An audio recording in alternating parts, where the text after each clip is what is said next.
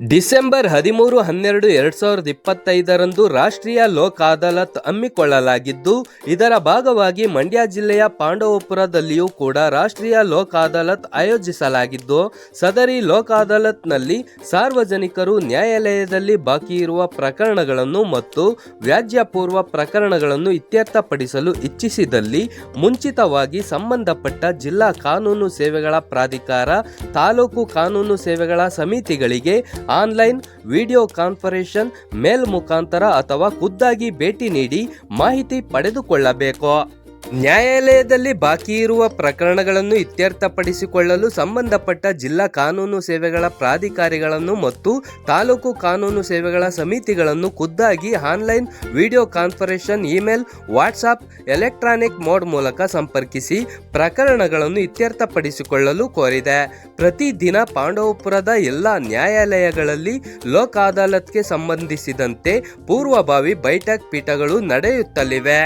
ಪಾಂಡವಪುರ ತಾಲೂಕಿನಲ್ಲಿ ದಿನಾಂಕ 1-11-2025 ಅನ್ವಯ ಬಾಕಿ ಇರುವ ಪ್ರಕರಣಗಳನ್ನು ರಾಜಿಗಾಗಿ ತೆಗೆದುಕೊಳ್ಳಬಹುದಾದಂತಹ ಪ್ರಕರಣಗಳ ಪಟ್ಟಿ: MVC ಪ್ರಕರಣಗಳು 130, MMRD ಪ್ರಕರಣಗಳು 10, LAC ಪ್ರಕರಣಗಳು 4, ವಿಭಾಗದ ದಾವೆ ಪ್ರಕರಣಗಳು 146, ಇತರೆ ಸಿವಿಲ್ ಪ್ರಕರಣಗಳು 200, ನಿರ್ದಿಷ್ಟ ಪರಿಹಾರಕ್ಕಾಗಿ ದಾವೆ 210, ಕ್ರಿಮಿನಲ್ ಪ್ರಕರಣಗಳು 48, NI ಆಕ್ಟ್ ಪ್ರಕರಣಗಳು 340, ಒಟ್ಟು 1088 ಪ್ರಕರಣಗಳನ್ನು ದಿನಾಂಕ 13-12-2025 ನಡೆಯಲಿರುವ ರಾಷ್ಟ್ರೀಯ ಲೋಕ್ ಅದಾಲತ್ಗೆ ರಾಜಿ ಸಂಧಾನದ ಮೂಲಕ ಇತ್ಯರ್ಥಪಡಿಸಿಕೊಳ್ಳಲು ತೆಗೆದುಕೊಳ್ಳಲಾಗಿದೆ ಎಂದು ಮಾನ್ಯ ಗೌರವಾನ್ವಿತ ಶ್ರೀಯುತ ಆರ್ ಮಹೇಶ್ ರವರು, ಪ್ರಧಾನ ಹಿರಿಯ ಸಿವಿಲ್ ನ್ಯಾಯಾಧೀಶರು ಹಾಗೂ ಅಧ್ಯಕ್ಷರು, ತಾಲೂಕು ಕಾನೂನು ಸೇವೆಗಳ ಸಮಿತಿ, ಪಾಂಡವಪುರ ರವರು ತಿಳಿಸಿದ್ದಾರೆ.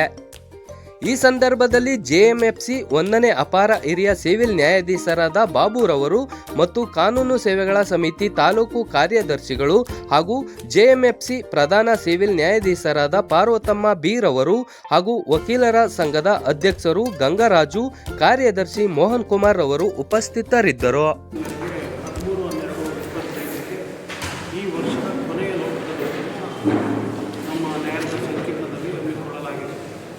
ಈ ಒಂದು ಲೋಕದಲ್ಲಿ ನಾವು ಎಲ್ಲ ರಾಜಿಯಾದಂತಹ ಪ್ರಕರಣಗಳನ್ನು, ಸಿವಿಲ್ ವ್ಯಾಜ್ಯಗಳನ್ನು, PLC ವ್ಯಾಜ್ಯಗಳನ್ನು ಹಾಗೂ ರಾಜಿಯಾಗುವಂತಹ ಅಪರಾಧಿಕ ಪ್ರಕರಣಗಳನ್ನು ಈ ಒಂದು ಲೋಕದಲ್ಲಿ ಇತ್ಯರ್ಥ ಮಾಡೋದಕ್ಕೆ ನಾವು ತೆಗೆದುಕೊಳ್ತಾ ಇದ್ದೀವಿ.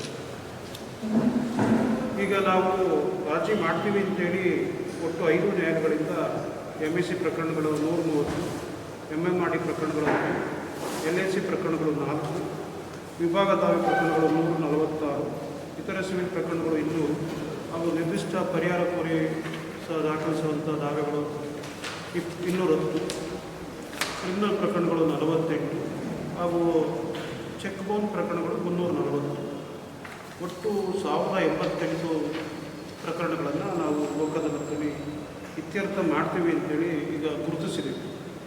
ಈ ಗುರುತಿಸಿರೋ ಪ್ರಕರಣಗಳನ್ನು ನಾವು ಆ ದಿನ ಇತ್ಯರ್ಥ ಮಾಡೋದಕ್ಕೆ ತಾವು ಎಲ್ಲ ಕಕ್ಷಿದಾರ ಬಂಧುಗಳಿಗೆ ತಮ್ಮ ತಮ್ಮ ಪ್ರಕರಣಗಳನ್ನು ಲೋಕ್ ಅದಾಲತ್ ಮುಖಾಂತರ ರಾಜಿ ಮಾಡಿಕೊಳ್ಳೋ ಒಂದು ಪ್ರಯತ್ನದಲ್ಲಿ ಒಂದು ಸಹಕಾರ ಕೊಡಬೇಕು, ಹೆಚ್ಚು ಪ್ರಕರಣಗಳನ್ನು ಅವರು ಬಗೆಹರಿಸಿಕೊಳ್ಬೇಕು ಅಂತೇಳಿ ತಾವು ತಮ್ಮ ಪತ್ರಿಕೆಗಳಲ್ಲಿ ವ್ಯಾಪಕ ಒಂದು ಪ್ರಕಟಣೆ ಕೊಟ್ಟು ಪ್ರಚಾರ ಕೊಡಬೇಕಾಗಿ ತಮ್ಮಲ್ಲಿ ಮನವಿ ಮಾಡಿಕೊಳ್ತೇವೆ.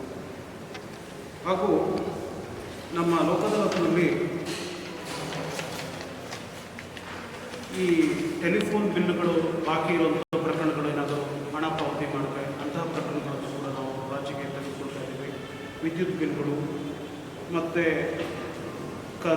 ಕಂದಾಯ ಪಾವತಿ ಮಾಡಿರುವಂಥ ಪ್ರಕರಣಗಳು ಹಾಗೂ ಈಗ ಸರ್ಕಾರದ ಇತ್ತೀಚಿನ ಆದೇಶದ ಪ್ರಕಾರ 1991-92ರಿಂದ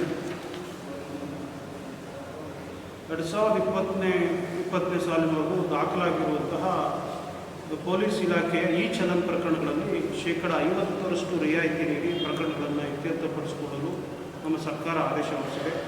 ಅದನ್ನು ಕೂಡ ನಾವು ಅಂತಹ ಪ್ರಕರಣಗಳನ್ನು ಕೂಡ ಲೋಕ್ ಅದಾಲತ್ನಲ್ಲಿ ತೆಗೆದುಕೊಂಡು ಇತ್ಯರ್ಥ ಮಾಡ್ತಾ ಇದ್ದೀವಿ ಅಂತೇಳಿ ತಮ್ಮ ಗಮನಕ್ಕೆ ತರ್ತಾ ಇದ್ದೀನಿ.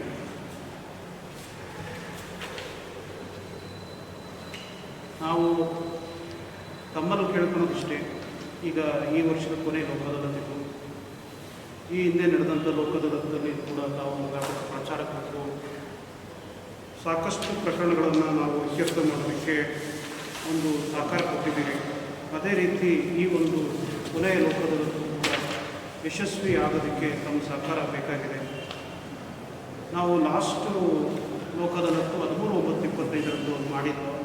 ಆ ಒಂದು ಲೋಕ ಅದಾಲತ್ನಲ್ಲಿ ಒಟ್ಟು 210 ಪೆಂಡಿಂಗ್ ಇದ್ದಂಥ ಪ್ರಕರಣಗಳನ್ನು ನಾವು ಇಲ್ಲಿ ರಾಜಿ ಮಾಡಿ ಮುಗಿಸಿದ್ದೀವಿ.